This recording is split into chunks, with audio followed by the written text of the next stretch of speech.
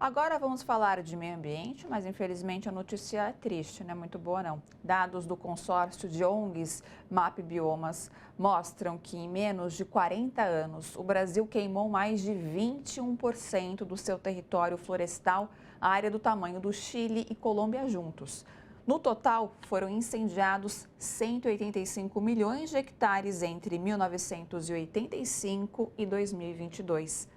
Por ano, o país queimou 1,9% do seu território, cerca de 16 milhões de hectares. Entre os locais mais queimados estão a Amazônia e o Cerrado. E sobre esses dados, vamos conversar agora com o presidente do Instituto Brasileiro de Proteção Ambiental, o PROAM, Carlos Bocui. Boa noite, tudo bom? Seja bem-vindo, Carlos. Boa noite, como vai? Bom, Carlos, para a gente começar aqui esse bate-papo, infelizmente, como eu falei, os dados não são os melhores, né? É um dado muito triste, preocupante. Quais são os impactos desses 37 anos aí de destruição do território nacional para o meio ambiente? Olha, se nós considerarmos esse processo como ele vinha antes, na verdade, esse registro foi feito a partir do momento que o Brasil tinha dados. Mas essa devastação vem desde o século XIX. Se nós pegarmos o exemplo, por exemplo, do estado de São Paulo, nós vamos ver que o ciclo do café, desde a metade do século XIX até metade do século XX, devastaram todo o estado. O estado de São Paulo perdeu 90% da vegetação de Mata Atlântica. Não é? Então, esse dado ele retrata a história da destruição do Brasil, não é? A espoliação dos recursos naturais. E, Carlos, quais são os principais fatores que levam, né, à elevação dessa taxa? A gente pode falar que, por exemplo, fenômenos como El Niño e Laninha ajudam, contribuem? Os fenômenos relacionados ao aquecimento global, eles propiciam condições para que ocorra mais queimada. Então, esse ano, por exemplo, nós vamos ter um El Niño a partir do segundo semestre.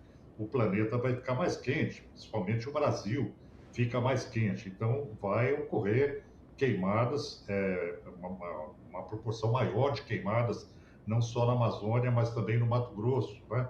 Na região do Pantanal. Então, tem esses fenômenos que não ajudam a proteger o meio ambiente. Por outro lado, a prática das queimadas, né, do uso do fogo pela agricultura, é um problema seríssimo, né, que deve ser banido. Quer dizer, a forma como se maneja o solo, e o Brasil tem essa tradição, infelizmente, ligada à cultura do fogo para a agricultura, ela acaba sendo nociva, porque escapa das propriedades que estão sendo queimadas e vai para outros locais, né? E com a intempestividade provocada pelas mudanças climáticas, você tem, às vezes, ventos ainda mais fortes que acabam propagando esses incêndios. E, Carlos, segundo os dados, vimos também que as regiões que apresentam maiores quantidades de queimadas é a Amazônia e o Cerrado. Isso tem a ver, está ligado aí, tem a relação com o agronegócio, por exemplo? Sem dúvida. Hoje, por exemplo, o último dado de março do desmatamento na Amazônia demonstrou que 76% do desmatamento na Amazônia ele se dá por conta do agronegócio, principalmente relacionado à ampliação da pecuária sobre as áreas de floresta, né? Então, tanto soja como na região do Cerrado, na Bahia, no centro-oeste do Brasil, como também a questão do gado, né, da expansão do gado e da grilagem de terras públicas, são elementos que estão contribuindo para a degradação ambiental no Brasil, num período onde as florestas são essenciais, né, frente à realidade nossa, que é de emergência climática.